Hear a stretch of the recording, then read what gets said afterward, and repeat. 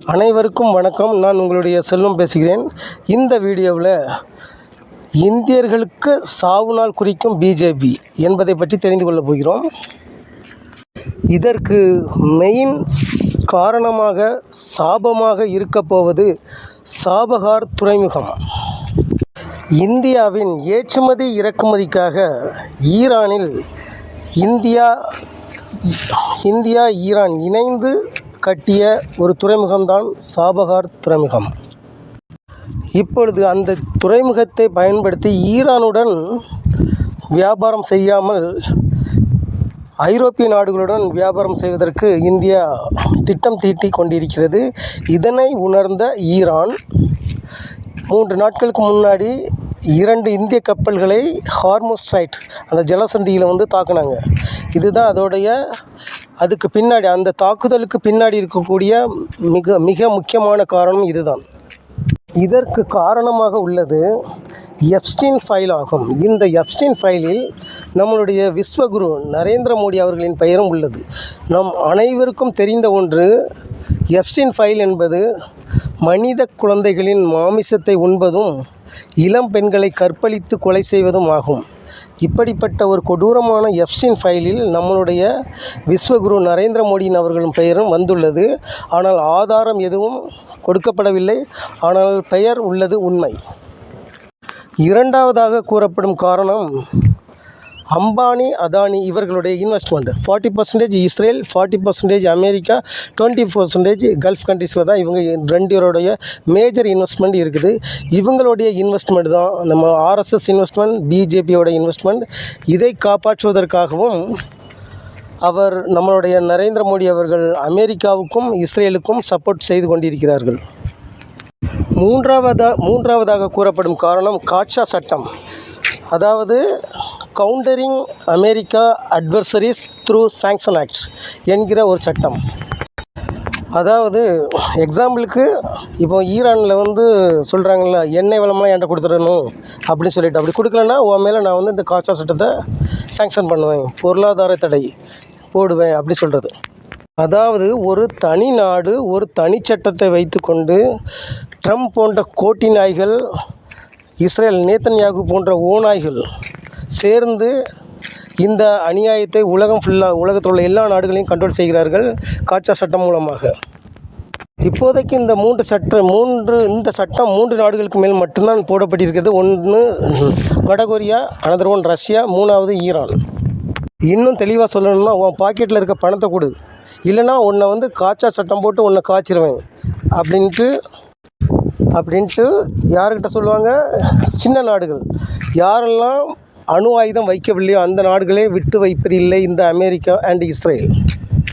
அப்படி என்றால் அணு ஆயுதம் வைத்திருக்கும் இந்தியா எதற்காக அமெரிக்கா ட்ரம்பை பார்த்து பயப்பட வேண்டும்? அவர் 1 மாதம் மட்டும்தான் ரஷ்யாவிடமிருந்து பெட்ரோலியம் வாங்க வேண்டும் சொல்கிறாரு. அதுக்கு சரின்னு சொல்கிறாங்க. அப்போம்னா இந்திய இறையாண்மைக்கு என்ன மதிப்பு இருக்கிறது? ஈரான் குறைந்த விலையில் பெட்ரோலியம் தருகிறேன்னு சொன்னாங்க. அப்போது அமெரிக்கா ட்ரம்ப் சொன்னதுனால வேண்டான்னு சொன்னாங்க. ரஷ்யா குறைந்த விலையில் எண்ணெய் தருகிறேன்னு சொன்னாப்புல, அப்போவும் அமெரிக்கா ட்ரம்ப் சொன்னாங்கன்னு சொல்லிட்டு வேண்டான்னு சொல்லிட்டாப்புல நம்மளுடைய பிஜேபி கவர்மெண்ட். அமெரிக்கா இந்திய பொருட்களுக்கு 35% வரி போடுறாங்க. ஆனால் ட்ரம்ப் மோடியை மிரட்டுறாரு, அமெரிக்கா பொருளுக்கு 0% தான் வட்டி போடணும்னு சொல்லிட்டு. அதுக்கு ஓகேன்னு சொல்லியாச்சு. அப்படி என்றால் அமெரிக்காவுக்கு ஒரு வரி விதிப்பு, இந்தியாவுக்கு ஒரு வரி விதிப்பு. அது ஏன் அவர்கள் வரியை உயர்த்தினால் நாம் ஏன் உயர்த்தக்கூடாது? இனப்படுகொலை அப்படிங்கிற ஜெனோசைடு செய்த இஸ்ரேல் பிரசிடென்ட் நேத்தன்யாகுவை கண்டிப்பதற்கும் உலக கோர்ட், அதாவது வேர்ல்டு கோர்ட், அது ரெடியாக இருக்குது. தேடிக்கிட்டு இருக்காங்க. அரெஸ்ட் வாரண்ட்லாம் போட்டாச்சு. அவர் இஸ்ரேலை விட்டு எப்போ வெளியே போகிறாரோ அப்போ அரெஸ்ட் பண்ணி உள்ளே வச்சுருவாங்க. அப்படி ஒரு ஜெனோசைடு லிஸ்ட்டில் வந்திருக்கிற ஒரு பக்கா கிரிமினலை இந்தியாவிலேருந்து பிஜேபி கவர்மெண்ட் நரேந்திர மோடிஜி போய் கட்டி பிடிச்சி இஸ்ரேல் இந்த உலகத்தோடைய தகப்பன் அப்படி சொல்லிட்டு ஃபோட்டோ எடுத்துகிட்டு வந்தார்னா உலகத்தில் எந்த நாடு இந்தியாவை மதிக்கும்? அப்போ இந்தியாவோட இறையாண்மை என்ன ஆச்சு? இவங்க வந்து எப்சின் ஃபைலில் தன்னை பாதுகாக்கிறதுக்கும் நம்ம அம்பானி அதானி இவங்களுடைய இன்வெஸ்ட்மெண்ட்டை பாதுகாக்கிறதுக்கும் ஏன் இந்திய இறையாண்மையை இப்படி சீரழிக்கிறாங்க, ஏன் இப்படி நாசப்படுத்துகிறாங்க, கேடு விளைவிக்கிறாங்க? இத்தனை 148 கோடி மக்கள் ஓட்டு போட்டு ஒரு பிரைம் மினிஸ்டரை வச்சா நாட்டு மக்களுக்காக உழைக்கணும். அவங்க பர்டிகுலர் 1-2 பேர் தன்னுடைய கட்சிக்காகவும் 1-2 பேருக்காக மட்டும் உழைக்கக்கூடாது. இப்பொழுது கடைசியாக நான் வந்து ஜட்ஜ்மெண்ட் சொல்கிறேன். இப்போ என்ன அப்படின்னா, முடிவை நான் என்ன சொல்கிறேன் அப்படின்னாக்கி, சாபகார் துறைமுகத்துக்கு ஏப்ரல் 26 தான் லாஸ்ட் டேட் கொடுத்துருக்காங்க அமெரிக்கா. இந்த 26 அவங்க ஐரோப்பியன் கண்ட்ரிஸ் கூட வந்து என்ன பண்ணணும், ஐரோப்பிய நாடுகள் கூட பிஸ்னஸ் ஸ்டார்ட் பண்ணணும். நம்பர் 1.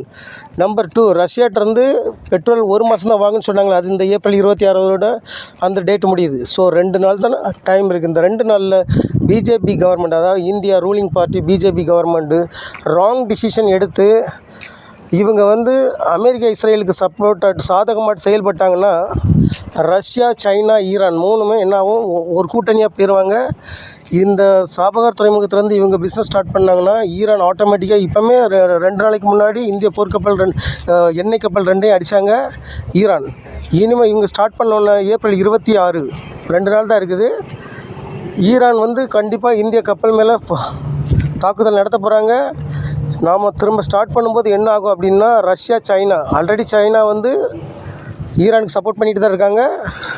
கப்பலாக ஆயுதங்கள் அனுப்பிக்கிட்டு இருக்காங்க. ஸோ நாம் ஈரான் அடிக்க ஸ்டார்ட் பண்ணால் சைனா நம்மளை வந்து இமயமலை அந்த சைட்லேருந்து அடிக்கும். பாட்டம் நம்மளுடைய ஸ்ட்ரைட் ஆஃப் மலாக்கா அப்படிங்கிற இடம் தாய்லாந்து பக்கத்தில் இருக்குது. இந்த நம்ம அந்தமான் நிக்கோபார் தீவு பக்கத்துலேயும் அந்த ஸ்ட்ரைட் வருது. ஸோ அது வழியாக வந்து அடிக்க போகிறது முதல்ல தமிழ்நாடு தான். அதனால தான் நான் சொல்கிறேன், சாகிறதுக்கு முன்னாடி விஷயத்தை தெரிஞ்சுட்டு சாகுங்க அப்படின்னு. அதனால் இவங்களுடைய ஏப்ரல் 26 என்ன செய்ய போகிறாங்க, என்ன சொல்ல போகிறாங்க இந்த அமெரிக்காவுக்கு இல்லை ரஷ்யாவுக்கு, உலகமே அதை வெயிட் பண்ணிகிட்டு இருக்கு. இந்த ஏப்ரல் 26 நாமளும் வெயிட் பண்ணி பார்ப்போம். இந்த வீடியோ உங்களுக்கு பிடிச்சிருந்தா சப்ஸ்கிரைப் பண்ணுங்கள், லைக் பண்ணுங்கள், ஷேர் பண்ணுங்கள்.